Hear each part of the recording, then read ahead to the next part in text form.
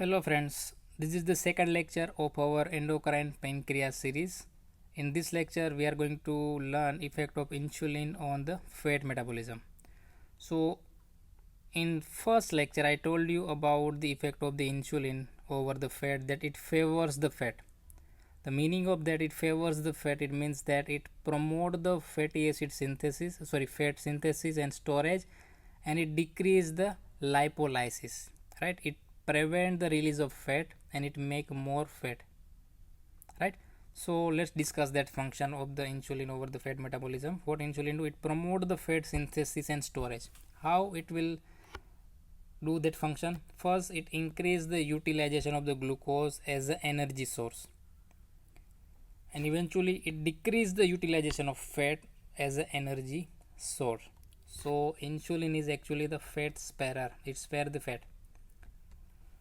When more carbohydrate are ingested that can be used, that extra amount of carbohydrate, extra amount of the glucose, it eventually converted into the fatty acid. Let me give you the exact percentage. After the liver glycogen concentration reach to 5 to 6%, yes, 5 to 6% of the liver glycogen concentration reach, then glycogen synthesis is inhibited and liver start making fatty acid. Got it? This is the first action, how the insulin will promote the fat synthesis. Now how insulin will increase fatty acid synthesis? So it increase the transport of glucose inside the liver. Now that glucose is eventually split to the pyruvate. Remember the step. Glucose will eventually converted or split into pyruvate. That pyruvate is converted into acetyl CoA. If you guys remember from biochemistry, acetyl CoA is the substance from which the fatty acid is synthesized, right? Now what insulin will do? Insulin activate an enzyme known as acetyl CoA carboxylase. This acetyl CoA carboxylase will convert the acetyl CoA to malonyl CoA. These all are the step of fatty acid synthesis, right? This is nothing new but the biochemistry that you already learned. So by converting acetyl CoA to malonyl CoA, that is the first step of the fatty acid synthesis.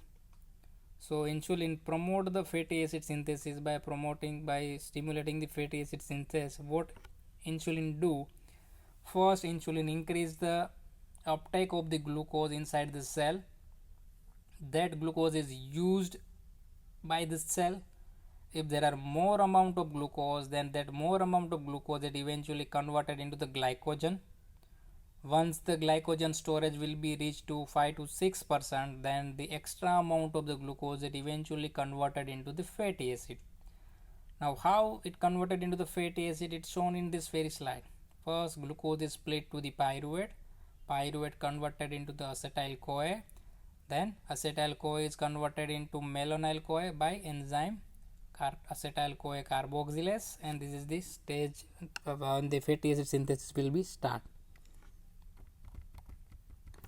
Now once the fatty acid are synthesized inside the liver, it form a triglyceride. Fatty acid, listen carefully, fatty acid, once it is synthesized in liver, it will form a triglyceride. Now what is triglyceride? Remember the term tri. This tri means three fatty acid tri will bind with the glycerol. That glycerol is also formed from glucose. So 3 fatty acid, when they bind with the glycerol, it make triglyceride. So triglyceride is nothing but one glycerol molecule and 3 fatty acid molecule. The glycerol molecule also formed from the glucose and fatty acid, and this fatty acid is also formed from the glucose. So glycerol and fatty acid both are formed from the glucose, and once this 3 fatty acid and glycerol molecule are combined with each other, they make a triglyceride. Once this triglyceride is formed, it is transported to the adipose tissue in VLDL. Now what insulin do? insulin will activate the lipoprotein lipase. Now what lipoprotein lipase will do, I already teach you in our early clinical exposure with the proper diagram. I'm not going to show you the diagram right now, or not going to draw the diagram, but let me remind you that particular segment that I teach you, that this triglyceride, see, triglyceride is a cluster having 3 fatty acid and glycerol molecule, right? This entire cluster cannot transported as a whole inside adipose cell. So to transport that, this glycerol molecule cannot transport it inside fat cell or adipose cell. So what our system do, they cut down the 3 fatty acid from the glycerol. Got it? What they do to the triglyceride, they cut down the fatty acid from the glycerol and release 3 fatty acid molecule. This 3 fatty acid molecule will enter inside the adipose cell. Now this 3 fatty acid, once they reach to the fat cell inside the adipose cell, this 3 fatty acid will combine with the glycerol that is already present inside that fat cell or adipose cell. Got it? Now this cutting down of the triglyceride and release of 3 fatty acid from triglyceride, that function is done by lipoprotein lipase, right? What lipoprotein lipase do, it split the triglyceride again into 3 fatty acid, and this 3 fatty acid will absorb inside the adipose cell, and they again converted into the triglyceride and stored. Now from where the glycerol molecule came inside the adipose cell, that glycerol molecule is personally made by fat cell to make a triglyceride inside the fat cell. Got it?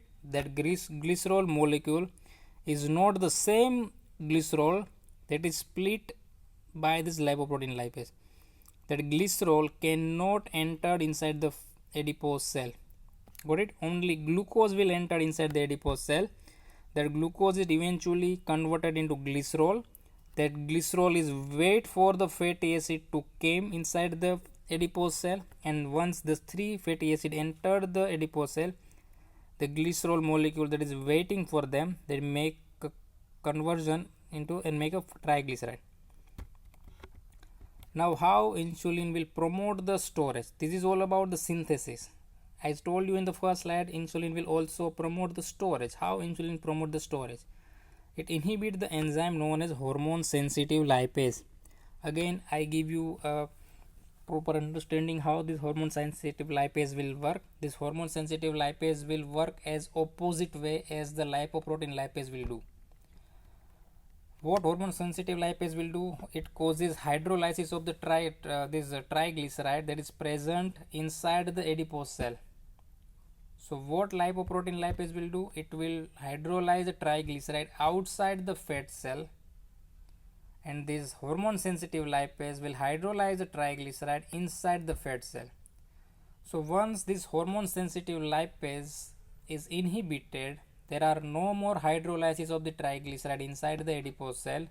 So no more fatty acid will be released from adipose tissue inside the circulation. Got it? This is the one thing. Second thing, insulin promote the glucose transfer into the fat cell, so that glucose it eventually make a glycerol, that is the alpha glycerol phosphate. This is the supply of the glycerol inside the adipose cell. That glycerol is eventually bind with the fatty acid that came across the adipose cell and make a triglyceride. That's how insulin will promote the storage of the fat. So how insulin promote the storage of the fat? Let's get a summary. First, it inhibits the enzyme hormone sensitive lipase. So no more triglyceride is split inside the adipose cell into fatty acid and glycerol. So no more fatty acid will be released from adipose cell inside the circulation. This is the first thing. Second thing, it promote the glucose entry and make glycerol that is entered inside the adipose cell, right? So glucose is converted into glycerol, and you see there a phosphate radical is attached to it. That phosphate radical does not allow the glycerol to leak outside the adipose cell. Once this glycerol phosphate will formed, it will combine with the fatty acid that is transported across the cell membrane inside the adipose cell and make a triglyceride. Now this is all about the action of the insulin. Now what happens when there is a deficiency of the insulin? So in deficiency of the insulin, this hormone sensitive lipase enzyme is strongly activated. What this hormone sensitive lipase will do? It will cause hydrolysis of the stored triglyceride that is present inside the adipose cell. So more and more amount of fatty acid will release inside the circulation. See in this diagram, I write in this slide I write it down. The large amount of free fatty acid and glycerol is released into the circulation. By the glycerol released, it means that it converted into, it release from the first, the phosphate radical is removed from the glycerol and then it will release. Okay. Now increase free fatty acid inside the circulation, and this free fatty acid then become the main energy substrate because there is an insulin deficiency. So no more GLUT4 will be transported over the cell membrane, so no more glucose will enter inside the heart, muscle and adipose tissue. So this free fatty acid will become the main source of the energy. Now as the excess free fatty acid will enter inside the plasma, this free fatty acid eventually go to the liver. Now what happen inside the liver? Free fatty acid is eventually converted into the two substance. One is the phospholipid, another one is the cholesterol. And these two substances released eventually inside the blood, and it increase the level of cholesterol will promote the atherosclerosis, and that atherosclerosis eventually make atherosclerosis plaque over the blood vessel and narrow it down. Got it? Now here's the question: how ketone bodies will form in the insulin deficiency? Now excess amount of free fatty acid, when it entered inside the liver, that excess amount of fatty acid in the absence of the insulin, it entered inside the carnitine transport mechanism. That carnitine transport mechanism is nothing but it transport fatty acid into the mitochondria. Got it? If the this insulin is present, then this free fatty acid will be not that formed in a sufficient amount. If there is an excess amount of the free fatty acid that reach to the liver, it activate the carnitine transport mechanism. That carnitine transport mechanism transport the free fatty acid inside the mitochondria of the cell. Now inside the mitochondria, you guys already know there is a beta oxidation of the free fatty acid will occur, and it will eventually release the acetyl CoA. So more and more amount of the beta oxidation will take place of more and more amount of the free fatty acid, and there are more amount of acetyl CoA will be formed. Once the acetyl CoA will form more amount, it condense two acetyl CoA molecule to acetoacetic acid. The excess acetyl CoA then condense to form acetoacetic acid. Some of them might also converted into beta hydroxybutyric acid and acetone. So what happens whenever there is excess free fatty acid? It entered inside the mitochondria. Inside the mitochondria, there is a beta oxidation will take place and eventually make a three substance. One is acetyl CoA, will this acetoacetic acid, then beta hydroxybutyric acid and acetone. These three substance, they are known as a ketone bodies. And all these three substances are because they are acid, they decrease blood pH. So what they do, they produce acidosis. Why? Because it decreases blood pH, and that entire situation is known as ketoacidosis. Got it? Now the effect of insulin over the protein metabolism. As I told you in my first lecture of the insulin series, insulin will promote the protein synthesis and storage. How? It will stimulate all the aspect of the protein synthesis pathway. It will increase the transport of the amino acid into the cell. It will increase the rate of the transcription. It will increase the rate of the translation of that mRNA, and eventually it will increase the formation of protein. Second thing it will do, it decrease the catabolism of the protein. So decrease the release of amino acid inside the circulation, and that amino acid is eventually used as a substrate of gluconeogenesis. So by inhibiting the catabolism of the protein, insulin will decrease the rate of the gluconeogenesis by decreasing the raw material that is used to form a new glucose. Got it? This is all about the effect of the insulin. Now let's discuss the mechanism of action of the insulin. Now, as far as the mechanism of action of the insulin is concerned, I give you a hint in our receptor and signaling chapter. Now let's discuss in detail over here. See, there are two receptor, alright. So, and you see there are two. This is the cell membrane. First, concentrate over here.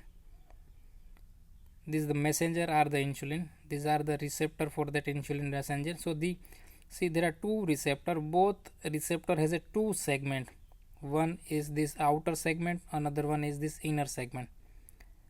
This outer unit is known as alpha subunit, and the unit that is present inside the cell membrane is known as the beta subunit, right?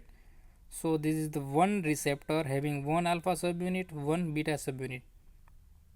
But as far as the insulin receptor is concerned, these two receptor are work as a one.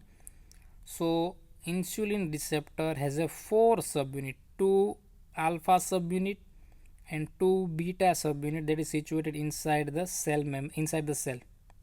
Got it? So this is one insulin receptor. That insulin receptor has a four subunit, two alpha that is situated outside, two beta that is situated inside. Once the insulin molecule will bind with the alpha subunit, there is a autophosphorylation of the beta subunit. It is also known as a transphosphorylation. What it will do, this beta subunit will phosphorylate this one beta subunit, and this one, the right one, will still autophosphorylate the left one, and the left one will phosphorylate the right one. So this autophosphorylation of the beta subunit will take place, and it will eventually activate the local tyrosine kinase enzyme. What it will activate? It will activate the local tyrosine kinase. Once there is enough phosphorylation, there is a tyrosine kinase, there are multiple intracellular enzyme will activate. This is known as IRS. Forget the IRS one, just remember the IRS. Now what is IRS? IRS is insulin receptor substrate. So it is actually the receptor that eventually phosphorylate each other and make insulin receptor substrate. This insulin receptor substrate are many type. One of the type is IRS1. Same as IRS1, there are IRS2, IRS3. Got it? Let me repeat one more time. Insulin receptor is made up of two alpha subunit and two beta subunit. So there are basically four subunit. Insulin bind with the alpha subunit. Once insulin bind with the alpha subunit, the beta subunit get cross phosphorylated or auto phosphorylated. Once they auto phosphorylate, they activate the local tyrosine kinase, and the tyrosine kinase will cause phosphorylation of this intracellular enzyme that is known as IRS1, that is insulin receptor substrate 1. Got it?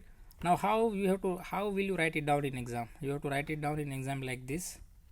Insulin receptor has a four subunit, two alpha subunit that is situated outside, two beta subunit that is situated inside. Insulin bind with the alpha subunit, then beta subunit become autophosphorylated. It activates the local tyrosine kinase and causes phosphorylation of the multiple intracellular enzyme, that is insulin receptor substrate.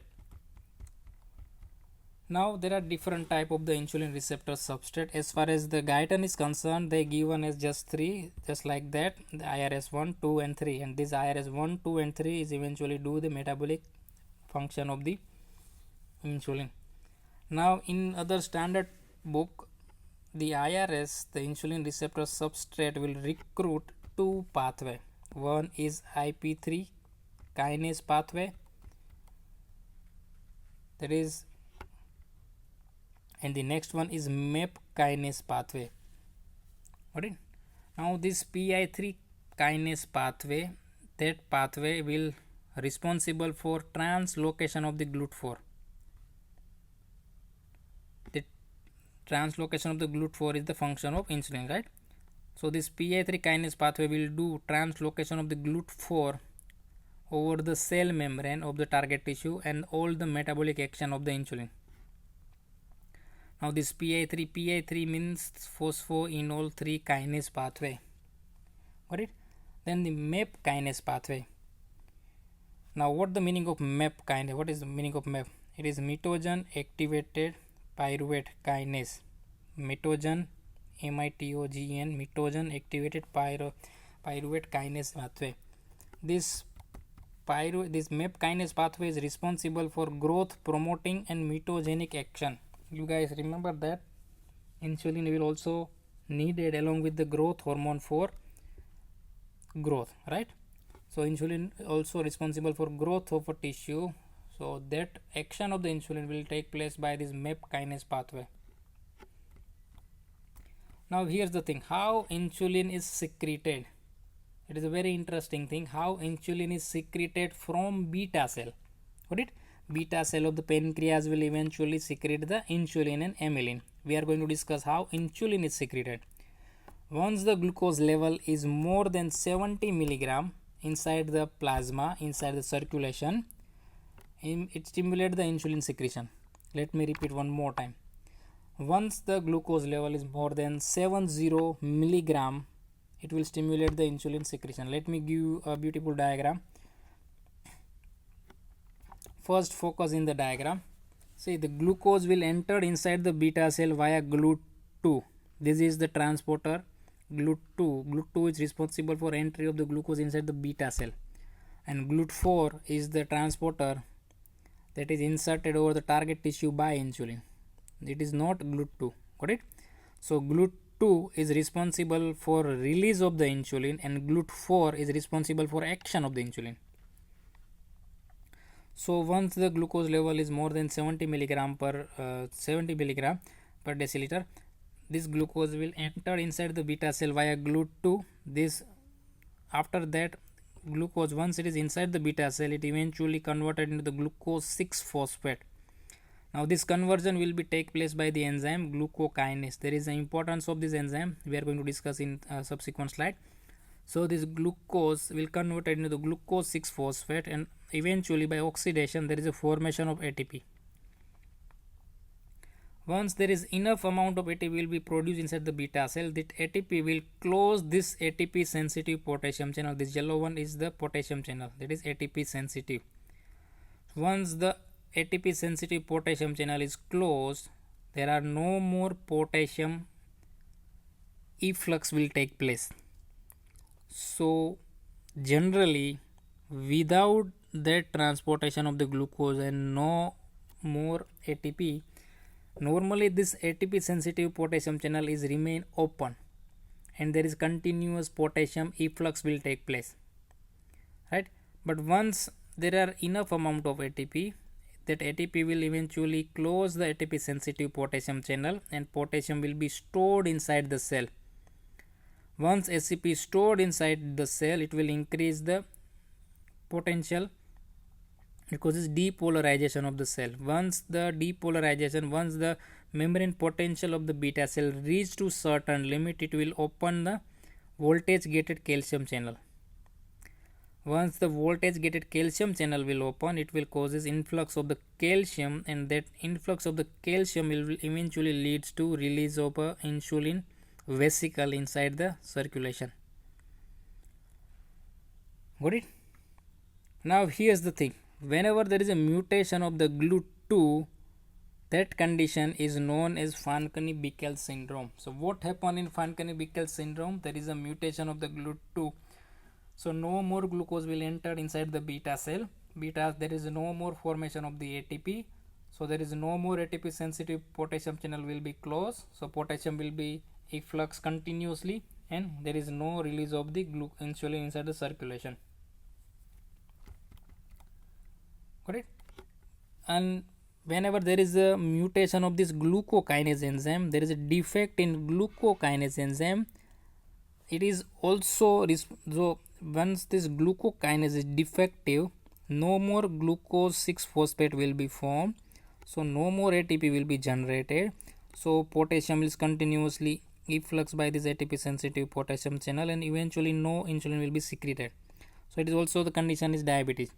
That diabetes is known as MODY2, maturity onset diabetes of young type 2. We are going to learn in detail of different diabetes in our subsequent lecture. Now how to write it down of that insulin secretion? First thing first, the glucose will enter the beta cell via the GLUT2, and the glucose is phosphorylate to glucose 6-phosphate and generate the ATP. You can also mention the enzyme glucokinase in this slide. Then the ATP will close the ATP sensitive potassium channel. It will reduce the potassium efflux. Eventually depolarization of the membrane will take place. It will open the voltage gated calcium channel. Calcium enter inside the cell, beta cell obviously, and calcium will trigger the exocytosis of the insulin vesicle, and it will causes insulin secretion. This is how you have to write it down, how the insulin is secreted. Now there are clinical importance of that potassium channel we mentioned earlier. Let's discuss the clinical importance of the potassium channel. See, this potassium channel also used therapeutically. How? See, this potassium channel also known as SUR1. Now what is SUR? SU means sulfonylurea. SU stands for sulfonylurea and R stands for receptor. This potassium channel also act as a receptor of sulfonylurea receptor 1. Now this sulfonylurea will bind with, when this sulfonylurea bind with this SUR1, it close the channel. So what it will do, it close the channel, so there are no more potassium efflux will take place. So there are more amount of potassium will be accumulated inside the cell. It will lead to depolarization of the cell, and eventually calcium will enter and insulin release will take place. So there are group of drugs known as sulfonylurea. That group of drugs will eventually increase the release of insulin. That group of drug is used in treatment of diabetes mellitus. So this is the how the sulfonylurea drug will increase the insulin release. That thing is actually going to cover in detail in second year pharmacology, but it is worth mentioning over here. Sulfonylurea will close this potassium channel and causes insulin release. And just opposite to that sulfonylurea, there is another group of drug that is known as potassium channel opener, and the name of the drug is diazoxide. That is going to open this channel and decrease the insulin secretion. Got it? This is all about the clinical importance of the insulin, this potassium channel. Now factor that affect the insulin secretion. So there are some factor will increase the insulin secretion, other factor will decrease the insulin secretion. First mention that factor. The factor which increase the insulin secretion, blood glucose, obviously it is the major factor. Then increase free fatty acid, increase amino acid, this gastrointestinal hormone, they are known as incretins. So now what is incretins? We are going to learn in our subsequent slides. Then glucagon, growth hormone, and cortisol, parasympathetic stimulation, and beta adrenergic stimulation. These are the factors that eventually increase the insulin secretion. And the factor that decrease the insulin secretion are decreased blood glucose, fasting, somatostatin, alpha adrenergic stimulation, and leptin. Now you see, alpha adrenergic stimulation will decrease the insulin secretion and beta adrenergic stimulation will increase the insulin secretion. So what is the net effect of adrenaline? The net effect of the adrenaline is, any guesses? That's your homework. Alright, now this is all about our today's lecture. In next lecture we are going to discuss how the increased blood glucose level will stimulate the insulin release. Thank you.